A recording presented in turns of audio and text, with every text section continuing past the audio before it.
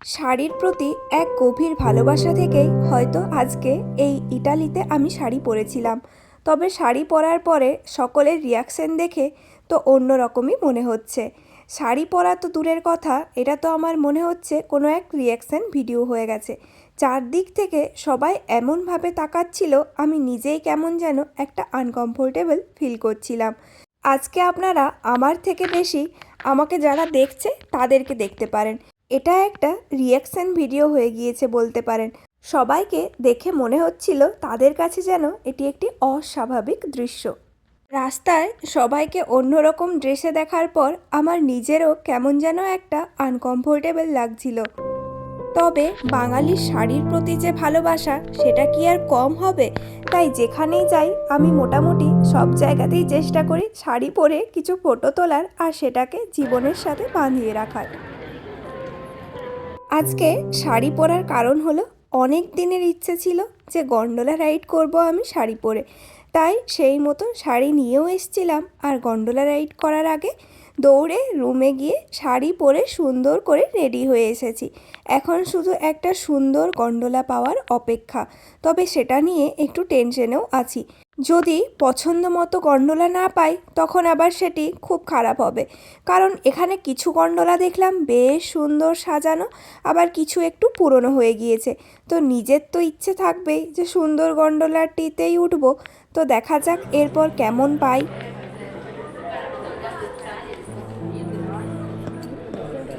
এই রাস্তা দিয়ে যতই হাঁটছিলাম সবাই কিন্তু আমার দিকে বেশ অদ্ভুত দৃষ্টিতেই তাকাচ্ছিল। সেটা আপনারা দেখলেই বুঝতে পারবেন। তবে আমি আবার তাদের ভিডিও করতে খুবই লজ্জা পাচ্ছিলাম, কারণ নিজেই এত আনকমফোর্টেবল, সেখানে লোকের ভিডিও কিভাবে করা যায় বলুন। তবে ভেনিসের এই সরু সরু গলিগুলো কিন্তু বেশ সুন্দর।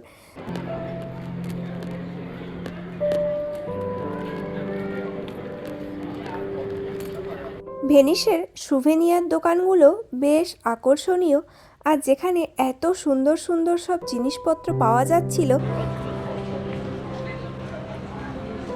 ভেনিসে কিন্তু জিনিসপত্রের দাম খুব একটা বেশি আকাশ ছোঁয়া বলা যায় না। সব মানুষদের জন্যেই এখানে সুন্দরভাবে এসে থাকতে পারেন এবং ঘুরতে পারেন। তবে ইউরোপে বেশ কিছু কান্ট্রি আছে যেগুলো প্রচুর পরিমাণে এক্সপেন্সের ক্ষেত্রে অনেকটাই বেশি হয়। যেমন সুইজারল্যান্ড, ফিনল্যান্ড, এই সব কান্ট্রিগুলোতে ডেলি এক্সপেন্স অনেক বেশি হয়ে যায়। চলুন, আরও অনেকটাই হাঁটতে হবে এখনও। আর হাঁটতে হাঁটতে দেখেছেন কিভাবে তাকাচ্ছে আমার দিকে সবাই। একটা গোলা নিয়ে নিলাম, আর খুবই গরম লাগছিল, তাই যেতে যেতে খাওয়া হয়ে যাবে।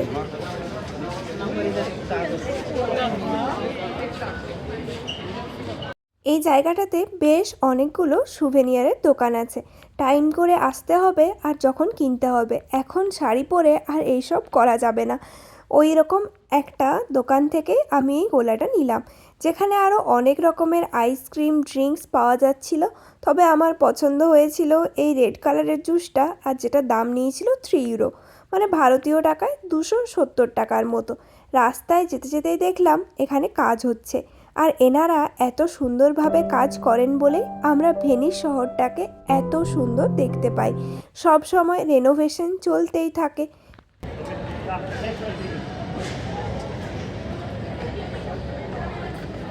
এখানকার মানুষজন না অনেক বেশি কেয়ারিং হয়। দেখুন, ওই যে দুজন বসে আছে, ও হিল পরে এসেছিল মেয়েটি, যার জন্যে হয়তো পায়ে লাগছিল, তাই দেখলাম হিল খুলে ওই ছেলেটির ব্যাগে জুতোটা ঢুকিয়ে দিল। ভাবুন, এরম ভাবা যায় কখনো? হতে পারে? অনেকটা হাঁটতে হাঁটতে আমরা কিন্তু পৌঁছে গেছি প্রায় গন্ডোলা রাইডের সামনে। ওখান থেকেই গন্ডোলা ছাড়বে, আর আমি যেয়ে দাঁড়ানোর সাথে সাথেই যিনি গন্ডোলা চালাচ্ছিলেন তিনি বুঝতে পেরেছিলেন যে নিশ্চয়ই গন্ডোলাতে ওঠার জন্যেই এসেছি। কারণ এত সেজেগুজে যখন এসেছি তখন তো আর না উঠে উপায় নেই। ভেনিসের গন্ডোলা যাত্রা হলো এই শহরের সবচেয়ে রোমান্টিক অভিজ্ঞতাগুলোর মধ্যে একটি। কে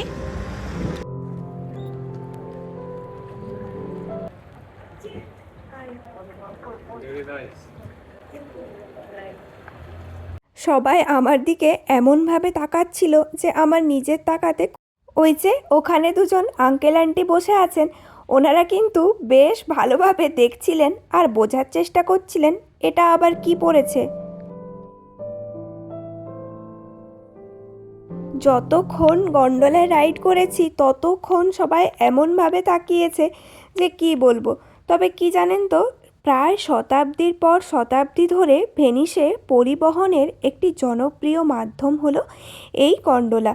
তবে অনেক বছর আগে গন্ডোলাকে পরিবহনের মাধ্যম হিসেবে ব্যবহার করা হলেও এখন পর্যটনদের মেন আকর্ষণ হলো এই গন্ডোলাগুলো। ভেনিসে এসে গন্ডোলা রাইড করেনি এরম মানুষ হয়তো খুবই কম দেখা যাবে। দেখুন এনাদেরকে।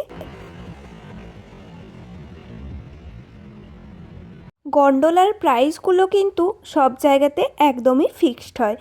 যেমন ধরুন, যদি আপনি দিনের বেলায় গন্ডোলা রাইড করতে চান তাহলে লাগবে 90 ইউরো করে, আর যদি আপনি রাতের বেলায় করতে চান তখন সেটা লাগবে 130 ইউরো করে।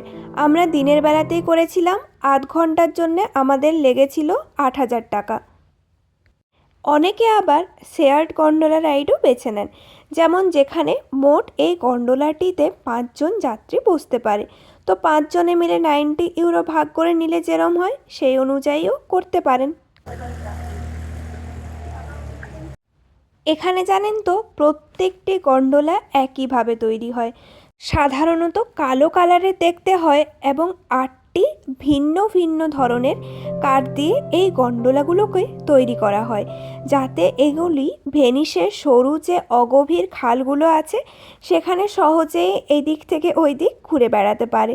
তবে অবশ্যই বলতে হবে এখানে যারা গন্ডোলা চালান তাদের স্কিল সম্পর্কে। তবে গন্ডোলা চালানোর জন্যেও আলাদা করে লাইসেন্স বানাতে হয়। আজ অবধি নাকি একমাত্র একটি মেয়ে যিনি এই গন্ডোলা চালানোর জন্যে লাইসেন্স পেয়েছিলেন, বাদবাকি সব ছেলে।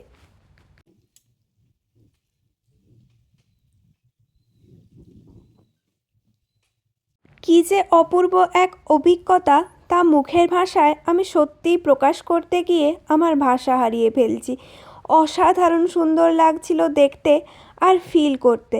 চারিদিক একদম নিস্তব্ধ, আর ভেনিসের সেই সরু সরু প্রাচীন গলিগুলো, যেগুলো দেখে সত্যিই মনে হচ্ছে আমরা সেই রোমান যুগেই পৌঁছে গেছি।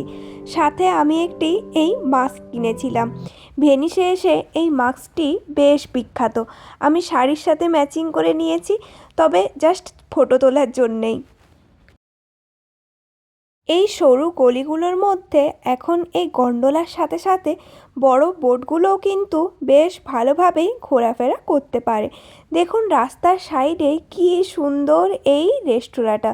এখান থেকে বসে সুন্দর গন্ডোলা রাইড দেখতে পারবেন আর ডিনার লাঞ্চ কমপ্লিট করতে পারবেন। রাতের বেলাতেও অনেক গন্ডোলা রাইড হয় যেগুলো রাত্রি 9টা অবধি চলে।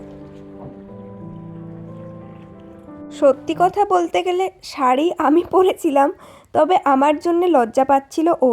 যখনই কেউ আমার দিকে তাকাচ্ছে তখনই ও কোথায় লজ্জায় মুখ লুকাবে সেটা খুঁজে পাচ্ছিল না। লোক তো আমার দিকে উদ্ভটভাবে তাকাচ্ছিল, সাথে ও কিন্তু কোনো অংশে কম যায়নি। সাথে সাথে যখনই গন্ডোলা রাইড শেষ হয়েছে আমাকে হোটেলে নিয়ে গিয়েছে, আবার চেঞ্জ করে আমরা ফিরে এসেছি, যাতে এই শাড়ির রিয়াকশন ও আর নিতে পারছে না।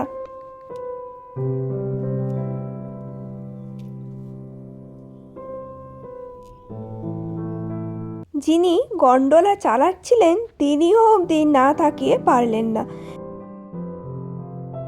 হঠাৎ করেই গন্ডোলাটা এমন নড়তে শুরু করেছে, আমি তো ভয়ই পেয়ে গিয়েছিলাম এ আবার উল্টে যাবে কি না।